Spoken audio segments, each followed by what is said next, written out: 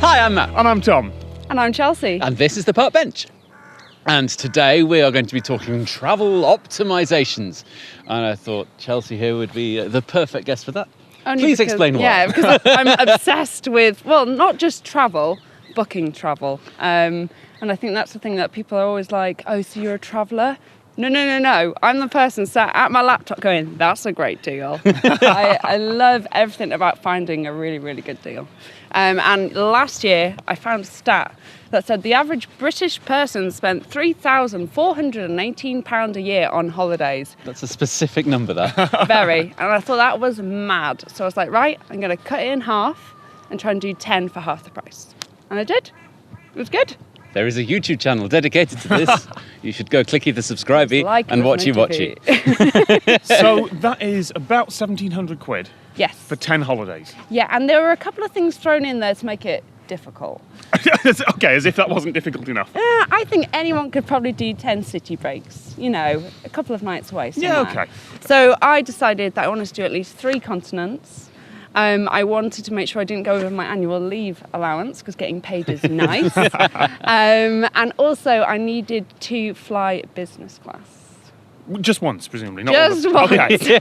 Okay. Those would be some very short flights otherwise. A lot of sneaking onto planes, I think, would have had to have happened. Okay, so I'm going to take a guess. Yes. At some point you flew Norwegian. I didn't. No. Okay. No, I did fly to America, but with BA. Okay, right. This is going to be interesting. Yeah. How?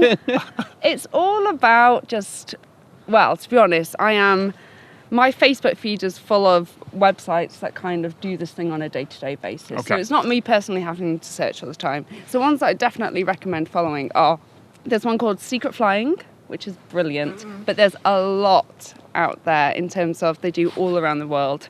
So it can get a little bit too much if you're following it. So there's a guy called Jack, and he is called Jack's Flight Club, and he does just UK-based ones. Okay. And he also has like a premium subscription service, which is £20 a year, and it comes direct to your inbox. A million emails of all the cheap stuff. And go away. Yeah, it's about 2 or 3 emails a week, but it's really, really good. So this is basically when someone... Because I think I saw one of these. I think it's Holiday Pirates or something like that. Someone emailed me a link. It's like, Tom, they're doing 400 quid returns to Hong Kong or something like that. Because someone mistyped a code somewhere in the system. Error fares. Yes. Error fares are your friend. I would have had to go from Glasgow, I think, or something like that. And then I'd have had to take the train up to Glasgow and then take a flight back to Heathrow to meet the connection to Hong Kong or something like that. Sometimes they're a bit weird. It's like in a month, I am flying to Tokyo, but it's Paris to Tokyo, Tokyo to London, but it cost £258. What? Wow. Yeah. That is... So I was like, I can get to Paris for that. Yeah, that is one of the longest flights you can do from here. I might be stopping off in Moscow, both sides, but hey. Right. There we go. There's the catch. So a lot of this holiday is in transit to where you're going, To be fair, or you have to pick exactly. You have to be not choosy on where you're going from and to. Correct. Okay. Correct. Now, I was thinking this would make a reasonable video because you seem to be good at price, you like speed, Yes. and I like comfort. So between us, triangle. Yeah. I think, yes, you can't have all 3. No. And between us, we have some high-speed squirrels making a lot of noise over there. I'm easily distracted today. But between the 3 of us, I thought we could probably have some tips that you at home might find useful. Yeah. Because I'm 5'11", so I can just about fit in an economy seat without a problem. Mm-hmm. So if I can happily sit in 8 hours in an economy flight if I need to. I suspect you're the same. Yes. Matt. I am 6'4". I do not fit in most economy seats. I also have a fat arse, which doesn't help as well, which pushes me forwards on the seat, which means my knees always touch. But I have 2 tips for actually fitting in economy. Ooh. Number 1, Seat Guru. That is a website that tells you where the seats are on the plane, and if you're on an Emirates A380, there is a magic seat that doesn't have anything in front of it. I've done that too. If you can't get the exit, because exit rows are really hard to get. They just don't want to give it to you. And they started making them like more expensive. Yeah, more expensive. BA now. charge 80 quid sometimes for the exit. Wow. It's stupid. And BA's economy just has a random seat in the middle of the cabin that's got nothing in front of it. And I know this through Seat Guru. Not sponsored, obviously. Not But that was the first part of the tip. The second part of the tip is it also isn't always correct, and you can get pictures and find pictures that people have done of cabins, and then you can see whether it's lying or not. Okay.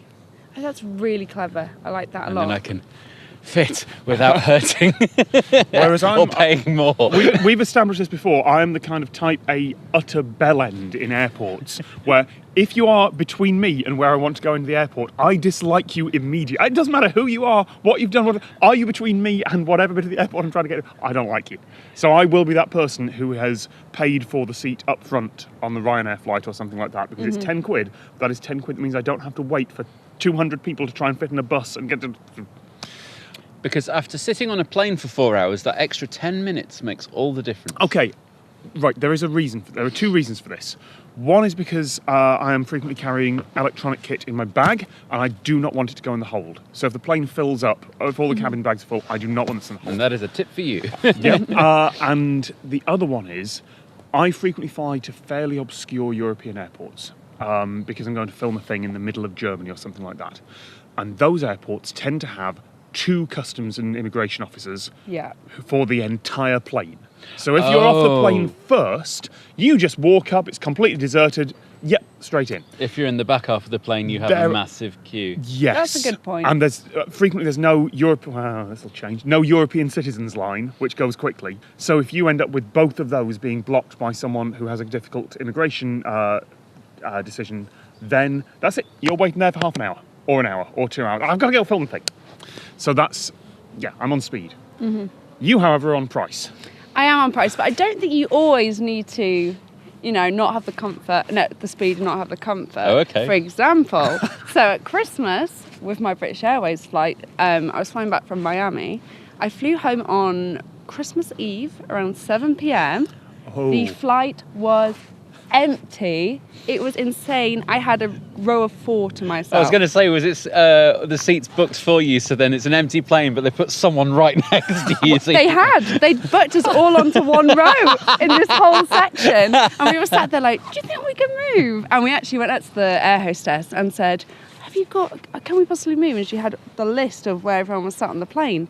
And my boyfriend scrolled all the way up to business and went, these look free. And she looked at him, there was this glimmer of her like, maybe. And she went, nice try. And we're like, but still, to be able to, sit and lie across a row of seats, that's pretty good as a second best. Quite a few airlines, Air New Zealand and Virgin, have a bid for an upgrade feature, do. which I've successfully used a couple of times because I just put the minimum bid in, which I think, the last time I did it, I think it was £300, which is still a lot of money for something like that. But compared to the extra 1,000 or whatever it would be for... Yeah, and it was a flight back from Los Angeles, so it's like 11 hours, and I just got bumped up to first class for not much money because, like you say, the flight was quiet. They would rather have some money for it, but they won't go below a minimum because they don't want because they still want to keep it as a premium thing. But that's what I've decided to do from now on. If I'm on a night flight back from the US and I know I've got to be up in the morning, I know I need to not be cramped in a seat for 8 hours, and I can risk being cramped in a seat for 8 hours, then I will go in and try that. And westbound is the place to do it because. Eastbound is the way. If you're going right, I tried to translate. Pointing left from the viewer's perspective. I can't get the cardinal directions right. Do you think I can flip it for the camera? If you're going from the US to the UK or that way around the world, that is when the flight is the worst. Yeah. All flights back to the UK from the US are pretty much overnight. Yeah, red eyes. And I've done a few of them in the last couple of years, and I think I've got a way of getting the least jet lag from it. Go on. 2 or 3 times now, I have flown back overnight, landed, and then gone straight to work. Because the flights will land about 6:30 in the morning. And the way I think about it, if I sleep the most I can on that flight, I've had a night's sleep. A terrible night's sleep, but I've had a night's sleep. And then I wake up in the morning UK time. So no matter what happens, I have started being back in the UK in the correct time zone because I've woken up at a waking up time in the UK. Okay. Yeah. Then the hard bit is staying awake till the end of the day. But and by going immediately to work, yes. not only do I have to stay up all day, I am nowhere near my bed.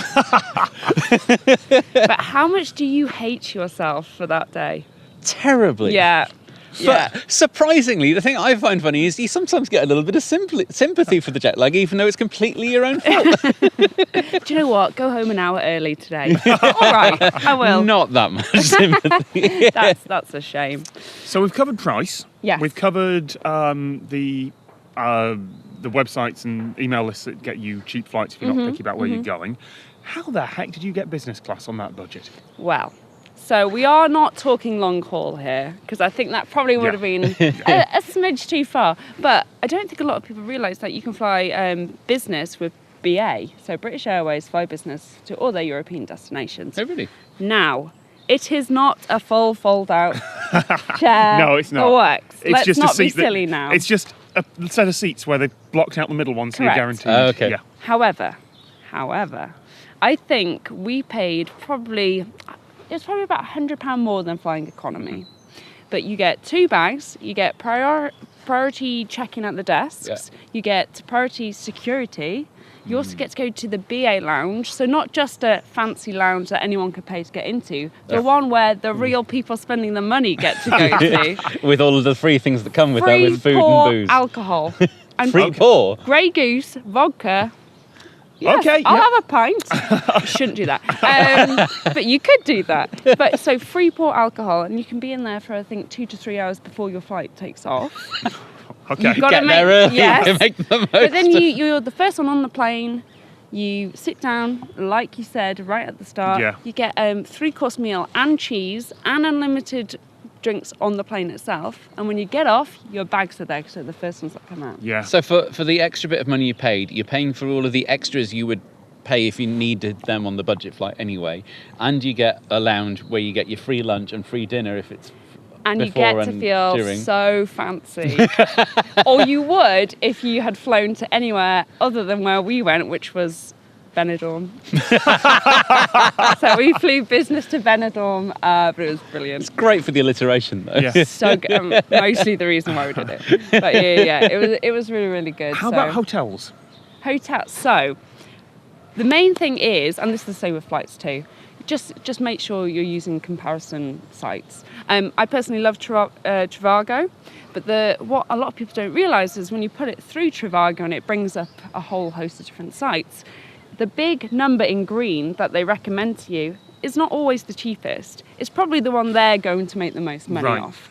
Underneath it says more deals. You click on that and there will be cheaper options. Oh, so does this website give you links to other sites? Correct. And they show you one of them in big, but then there's a button below to show the one they get less commission from. More deals. And you're like, Cheeky what's that? bastards. And I didn't realise that for a really long time. So that's a really good tip.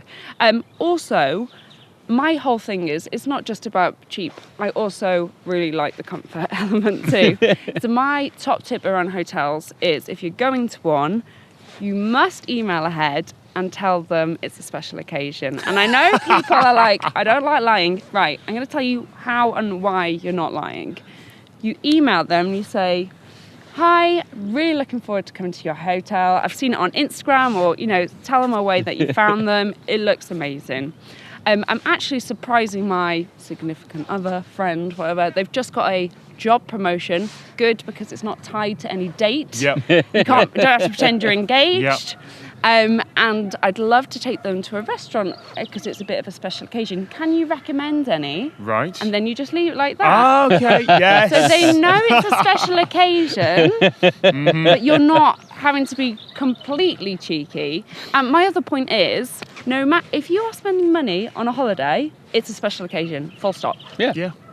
You're not going Because to what else would you spend that much money on? Exactly. So, and if they're a decent hotel and they've got the capacity to upgrade you, they should do. Maybe It's not worth so a good lot. for the Travelodge in Luton, for example. But Yeah. Don't they have a penthouse suite? The phrase Luton Travelodge is just... Yeah, maybe not. But yeah, for hotels, and of course, have you Airbnb'd? Most people. I have not. I have a couple Wow. of times. Once paid for by a company, which was... San Francisco is perhaps...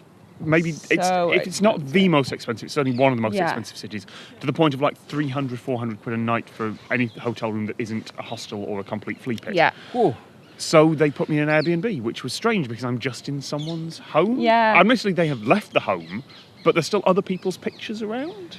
I've got a really good tip about San Francisco in terms of hotels. So Priceline and Hotwire have an option where you can bid for a hotel and not know what it is. Last minute do something very similar in the UK. They always worry me because you don't know Okay. how crap it's going to be. But you can work it out. Oh. Because all the hotels that they have on their website already, it must be one of them. Right. And then Fair. it tells you things about their amenities. So they might have a pool or they And- might have a yeah. business centre. And they tell you enough that you can... Basically, with San Francisco when I went, I whistled it down to 2. And I was happy with either of them, yeah. So I was Okay. like, right, I'm going to take a punt. So I managed to get a hotel for maybe, I think it was like $200 a night, which for San Francisco, and that was all for taxes. San Francisco, that's... That was everything included. And I did my special occasion trick. And I must have had the cheapest room in the entire place. And I got there and they'd upgraded me to the suite. Oh. I would give you a round of applause if I wasn't wearing a Yeah. holding a microphone. It can be Yeah. done, a bit of a risk. Bit of fun though, don't you think? Yeah, I'm normally travelling for business on my own, so I can't really get away with that. For business though, you can have a lot of credentials with... depends what you're doing. I like big anonymous hotels where I can just go in, Yeah. check in, and then no one's going to bother me for the whole thing. There's nothing worse than like being in a little B&B. There are many things worse. I dislike, he says, correcting himself, being in a tiny little B&B where I have to go in and make small talk with the owner in the morning. The human touch. He hates the human touch. Yes, I dislike Okay. humans. Well, That'll be this is taken a out of tip for context. you. Airbnb, there is a search option, which is self-check-in. Nice. So you can tick That's that. the bit about Airbnb I've never understood, because if you're just in a bloke's house, then don't you have to find the bloke, meet up with the bloke, get the bloke to give you the keys and... No, there was a key lockbox in San Francisco Yeah. for me. They just gave me the number for it. I never ever met the person there. Yes, but you can actually tick that on Airbnb so you know that you don't have to meet them. And of course, for a lot of them, you're staying in the entire place. Right, So, yeah, you don't have to be in someone's room. don't be in someone's room. I've done it once. I did it once in Australia. There's a shared It was room weird. option. It was Don't weird. do that. No. Ugh. No. Now, we've spoken a lot about international travel. Yes. We can't really talk about domestic travel in any other country, but we're from the UK. And the one thing I thought of is that trains are a thing that people use a lot, but Yes. I bet most people don't know about the different types of train ticket. Yeah, no, you're right. There are basically 3 words that you need to know the meanings of to be able to book a train ticket without getting shafted. There is advance, off-peak, and anytime. Yeah. If it says anytime, then that means you are buying the most expensive ticket. If it is off-peak, that means you can't travel towards London arriving around 9ish. There will be a Yeah. restriction code on your ticket. If you Google it, it'll tell you exactly what the restrictions are. You have to Google the stations you're going between because the off-peak times change per station. Yeah. But the cheapest ticket is the advance, which it only applies to that one specific journey. You can't change trains. You have to take that exact train, but Miss it, your ticket's not worth anything. you can get that a day before, 2 days before, Yeah. and get the 25 quid ticket to Manchester instead of a 200 quid ticket. And I've got a really good tip, and the people who know this tip are going to kill me that I'm about to say this. But, so, advance tickets are great, but the first one isn't. It's like the apocalypse. Trying to get a seat on the first, the off-peak. The Yeah. first First off-peak, off-peak train. Oh, get out of the way! Yes. So, there is... Because everyone who wanted to leave London between 4 and 7 Yeah. has waited until the first off-peak train at 7:01. And Yeah. everyone's battling for the Yes. seat And- that they haven't booked. Exactly. So, you want to be the first person at the correct platform. There is a website called realtimetrains.co.uk, and you can put in I hate where you for you're mentioning this. I'm sorry, I know, but you can put in where you are, where you're going, and it will, for me always, but I'm going to say For me 9 sometimes, times out yeah. of 10 will be much quicker than the boards. on And you'll the find out platforms. before the boards tell you where the platform's going to Yeah, be. and can you just will literally saunter be in. there, give your ticket, and you're the first person on that train. It is worth refreshing Yeah. because it can catch you It out. can change. If there's a sudden last platform change, you gotta run. There's one more thing that I want to ask about because I think this is a myth in most cases, Right. which is the logging out or refreshing to Right. get better rates thing. Yes. Or like private browsing mode, so they're not tracking you kind of stuff. Yes, which Yeah. I know is a thing on car rental companies, Yeah. but I don't think is on flights and hotels. I've definitely found it on flights and Really? hotels. I've seen Ryanair do it. Okay. I've seen some airlines do it specifically. Skyscanner don't. And Okay. you can they actually go out there and say we do not Okay. use cookies to do it in this way. However, I've also said to people, I don't believe that, Yeah. I personally think Skyscanner is a pretty good one if you just don't want to even have to bother with that. This would be artificially inflating the price that Yeah. you're given if you've been looking at it for a while to kind Yeah. of say, well, they clearly want this ticket, charge them a bit more for it. Yeah. But there's another search engine for flights called Momondo, Yeah. which is brilliant because it actually tends to get it a smidge cheaper than Skyscanner, or often finds flights that Skyscanner isn't even aware of. I found that to lie before, actually. I've clicked through on that and found flights that aren't actually available. Yeah, Momondo has previously given me a youth fare for under 26 only with a student Well, card. be very that quoted careful. On. Very careful when you click through the details. But quite a few of the travel sites that it suggests are the same as Skyscanner. Yeah. So as Yeah. long as you go with, I always check everything against Trustpilot before I book a Yes. thing. I always make sure the company's legit. However, I know for certain they boost. I always, if I'm booking with them, do it incognito, which is the Mac Right. version, private browser, just in case. Because it's so easy Yeah. to do now to just open a new tab in private. Why not? And speaking of Skyscanner, if you're feeling a bit of wanderlust, have enough money to book a cheap flight, they have a search for everywhere. You can say from whatever city you're in Yeah. to everywhere, and it'll just list everything by price-ish. It's amazing, and you can do cheapest month, can't you? Yeah. Another really good one is Ryanair in the UK fly to a lot of cheap destinations, mostly Europe. They have a brilliant little search tool that not many people know about, because you can put in a date range. So you could say, I'd like to leave between here and come back between here and here, which I love. Yeah. Because sometimes you just don't. There's a few you're- places. Virgin Atlantic has the same thing, like within Yeah, 5 yeah. days and things like this. Yeah, but Ryanair have it too, and it's really Cool. good. Yeah. Well, there you go. That's it. If you're planning on booking a holiday, maybe some of this has helped. And if you're not, sorry. That was an ending. Yeah, that finished. That'll do nicely. Great. Thank you. Thank you.